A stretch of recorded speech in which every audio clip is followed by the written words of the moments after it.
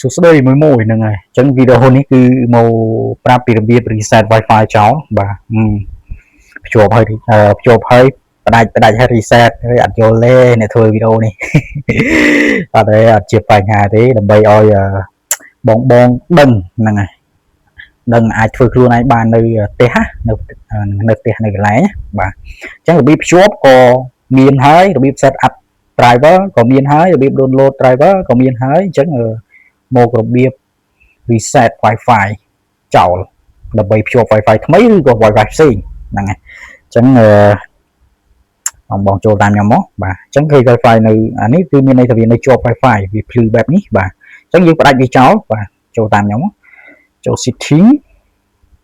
មើលច្បាស់ហ៎បងអូខេចូល setting យកខាងលើនេះមកបាទ scroll មកក្រោមបន្តិចយកខាងក្រោមគេបាទយកខាងក្រោមគេហើយនេះយកទី3នេះមកបាទអញ្ចឹងបើបងចង់ reset Wi-Fi គឺយកខាងលើបើ reset setting នៅលើម៉ាស៊ីន print គឺយកខាងក្រោមរាល់ការជាប់បញ្ហាអីដែលយើងអត់ដឹង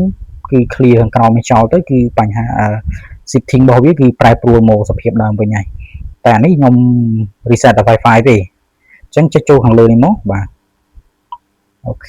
yes នេះទៅអញ្ចឹងវាផ្ដាច់ Wi-Fi ឲ្យយើងហើយបាទអញ្ចឹងយើងចេញទៅក្រៅវិញហ្នឹងហើយអូខេអញ្ចឹងចាំវាបន្តិចសិនហ្នឹងហើយចាំវាបន្តិចវាលោតដាច់ឲ្យអូខេឃើញអញ្ចឹងមានន័យថាវាយើងអាចផ្ដាច់ Wi-Fi បានហើយអញ្ចឹងយើងអាចចង់ភ្ជាប់ទៅ Wi-Fi ថ្មីក៏បាន Wi-Fi ផ្សេងក៏បានដែរអញ្ចឹងវីដេអូនេះគឺរបៀបផ្ដាច់ Wi-Fi ហ្នឹងហើយអូខេអញ្ចឹងសម្រាប់បងដែលគាត់សុំប្រម៉ូទបន្តិចវីដេអូនេះសម្រាប់បងដែលមានតម្រូវការម៉ាស៊ីន print ឬក៏ម៉ាស៊ីន print ដែលមានបញ្ហាត្រូវការជាងជួសជុលអាចទាក់ទងមកបានហ្នឹងហើយយើងមានទីតាំងនៅខាងសៀមរាបបាទនៅខាងសៀមរាបបាទមានលក់ម៉ាស៊ីនគ្រប់ model តាមបងត្រូវការផ្ដិតរូប print រូបថតធៀបការនាមប័ណ្ណអីគឺយើងមានមួយ set ទាំងអស់បាទហ្នឹងហើយអញ្ចឹងវីដេអូនេះគឺមានតែប៉ុណ្្នឹងទេអូខេអរគុណច្រើនបង